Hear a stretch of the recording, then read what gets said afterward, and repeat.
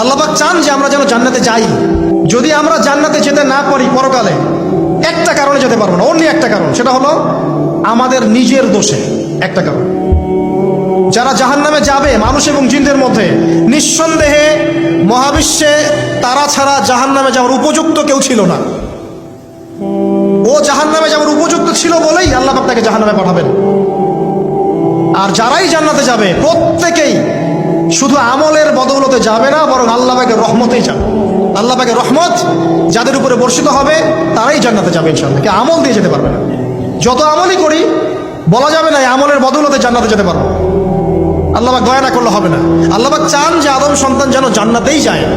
এই কারণেই সৃষ্টি করা, এই কারণেই আপনার ওহীভিত্তিক গ্রন্থগুলো পাঠানো, এই কারণে নবী রাসূল পাঠানো, আলেম ওলামা সৃষ্টি করা, মানুষকে সতর্ক করা, হায়াত দেয়া, বারংবার জীবনে চলতে ফিরতে আপনাকে অ্যালার্ম করা হয় আল্লাহর পথে ফিরে আসেন, আল্লাহর পথে ফিরে আসেন। অ্যালার্ম করা হয় না? বিপদ দিয়ে আপনাকে অ্যালার্ম করা হয় আল্লাহর পক্ষ থেকে। আপনি চলতে পথে হোঁচট খান, আল্লাহ আপনাকে অ্যালার্ম দেন, ফিরে আসো। চলছেন বিপথে, আল্লাহ পাকে অ্যালার্ম দেন, ফিরে আসো। আল্লাহ পাকের পক্ষ থেকে কিন্তু এগুলো আসে। অদ্ভুত একটা হাদিস বললাম, অদ্ভুত বলতে বলছি অ্যামেজিং হাদিস।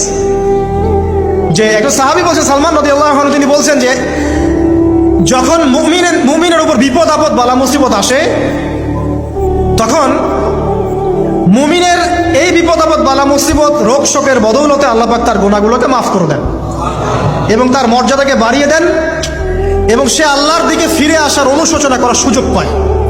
আর যখন কাফের মুশরিক বা ফাসেক মানুষকে এইসব রোগ ব্যাধি বিপদ আপদ বালা মুসিবত ঘিরে ধরে, তার দৃষ্টান্ত সেই উটের ন্যায় যে উটটাকে তার মালিক বেঁধে রেখেছে, এরপর ছেড়ে দিয়েছে। সে উটটা বুঝতেও পারলো না কেন তার মালিক তাকে বেঁধে রাখলো আর কেনই বা তাকে ছেড়ে দিল। কথাটা কি বুঝতে পারছেন? যারা আল্লাহ দ্রোহী, তাদের উপর যখন বিপদ আপদ বালা মুসিবত আসতে থাকে, তারা বুঝে না যে কি জন্য আসলো আর কেন চলে গেল। কিন্তু মুমিন ব্যক্তি যারা মুসলিম, আল্লাহর অনুগত, তাদের বিষয়টা হচ্ছে এমন বিপদ আপদ বালা মুসিবত রোগ ব্যাধি তাদেরকে আল্লাহর দিকে ফিরিয়ে নিয়ে আসবেন ইনশাআল্লাহ। দেখুন, এই যে পৃথিবীতে নামিয়ে দেয়া, এরপর আল্লাহর পক্ষ থেকে ঐশী গ্রন্থগুলো পাঠানো, নবী রাসূল পাঠানো, আলেম ওলামা পাঠানো, আপনাকে হায়াত দেয়া, আপনাকে রিজিক দেয়া, এই শ্বাস নেওয়ার ক্ষমতা দেয়া, আপনাকে জ্ঞান বুদ্ধি দেয়া, বিবেক দেয়া, যে আমি তার পাশে লাউ গাছ উৎপন্ন করলাম। কোন গাছ? খেতে পারেন, এর শাক এবং এই যে ফল, এটার মধ্যে নিঃসন্দেহে এমন এমন কিছু উপাদান আছে যেটা হয়তো আমরা জানিও না, আবিষ্কার করা হয়নি। তিনি সুস্থ হয়ে গেলেন আলহামদুলিল্লাহ। আমরা তো শিখেছি সমাজবিজ্ঞান বইগুলোতে যে আমাদের পূর্বপুরুষরা নাকি গুহায় থাকতো আর গাছের ছাল পাতা খেয়ে থাকতো, তাই না? লতা পাতা খেয়ে থাকতো, গাছের ছাল পাতা খেয়ে থাকতো, পোশাক পরতো আর কি। বোগাস, ডাহা, মিথ্যা কথা। আল্লাহ রাব্বুল আলামিন সূরা বাকারা এবং সূরা আরাফ পড়ে দেখেন, আল্লাহ পাক বলছেন যে আদম আলাইহিস সালামকে আল্লাহ পাক সমস্ত নাম জ্ঞান শিক্ষা দিয়েছেন। মহাবিশ্বের যে প্রয়োজনীয় জ্ঞানগুলো আছে সেগুলো আল্লাহ পাক আদমকে শিখিয়েছেন আলাইহিস সালাম। ওয়াল্লামা আদামাল আসমাআ কুল্লাহা, আল্লাহ পাক আদমকে সমস্ত নাম শিক্ষা দিয়েছেন। আমাদের পিতা মাতারা মূর্খ ছিলেন না, তারা সৃষ্টি থেকেই জ্ঞানী ছিলেন। আদম আলাইহিস সালামের পারমাণবিক বোম বানানোর কোনো প্রয়োজন ছিল না। ছিল? বানান নাই। আপনার মধ্যে এই জ্ঞানটা আসছে কিভাবে? বাই ডিএনএ আপনি জ্ঞান পাচ্ছেন, কারণ আমরা আদম সন্তান। অনেক জ্ঞান আমাদের ভিতরেই আছে, এগুলো চর্চার মধ্য দিয়ে, গবেষণার মধ্য দিয়ে প্রস্ফুটিত হয় মাত্র।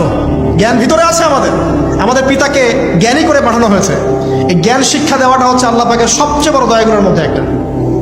রহম করেছেন। শুধু তাই নয়, আদম আলাইহিস সালামকে এমন জ্ঞান শিক্ষা দিয়েছেন যে জ্ঞান ফেরেশতারা পর্যন্ত জানতো না। এটা কি দয়া নয়? এটা কি আদম সন্তানের প্রতি ভালোবাসা নয়?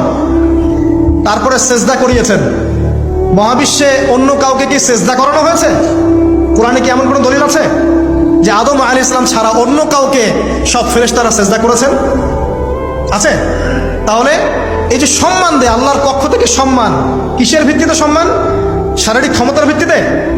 সম্মানটা কি কারণে? জ্ঞানের কারণে, ইলমের কারণে, জ্ঞানের কারণে সম্মান।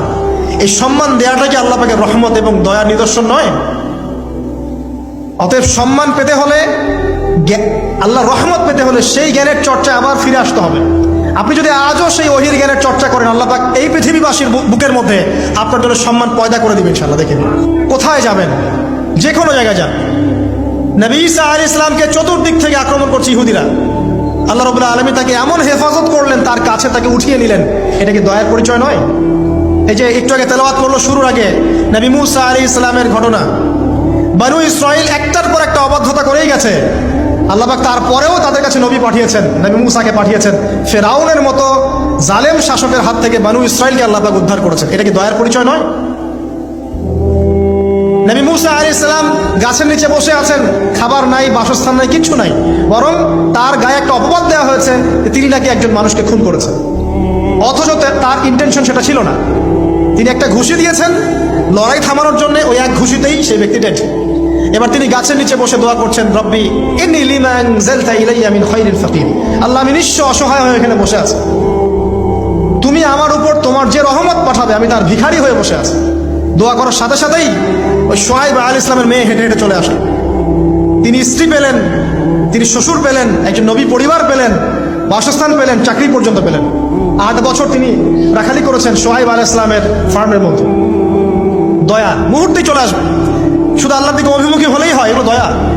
আইয়ুব আলাইহিস সালামের কথা মনে আছে না? দীর্ঘদিন রোগে ভুগছেন, দীর্ঘদিন রোগে ভুগছেন, চিকিৎসা হচ্ছে না, ভালো হচ্ছে না, শেফা হচ্ছে না।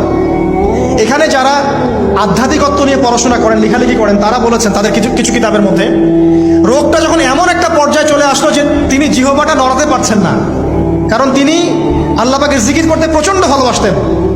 এক পর্যায়ে রোগটা এমন একটা জায়গায় চলে আসলো যে জিহ্বাটা তিনি নড়াতে কষ্ট হচ্ছে। তখন গিয়ে তিনি বলছেন, রব্বি আন্নী মাসসানি আদ-দুররু ওয়া আনতা আরহামুর রাহিমিন। হে আল্লাহ, আমাকে কষ্ট স্পর্শ করেছে, আর তুমি তো ক্ষমাকারী, রহমকারীদের মধ্যে সর্বশ্রেষ্ঠ রহমকারী। আমি জিকির করতে পর্যন্ত পারছি না, আল্লাহ আমার রোগটা শেফা দিয়ে দাও। বলার সাথে সাথে আল্লাহ রাব্বুল আলামিন প্রস্রবণ ঝর্ণা তৈরি করলেন, এখানে গোসল করো, শেফা হয়ে গেল। এগুলো কি রহমতের পরিচয় নয়?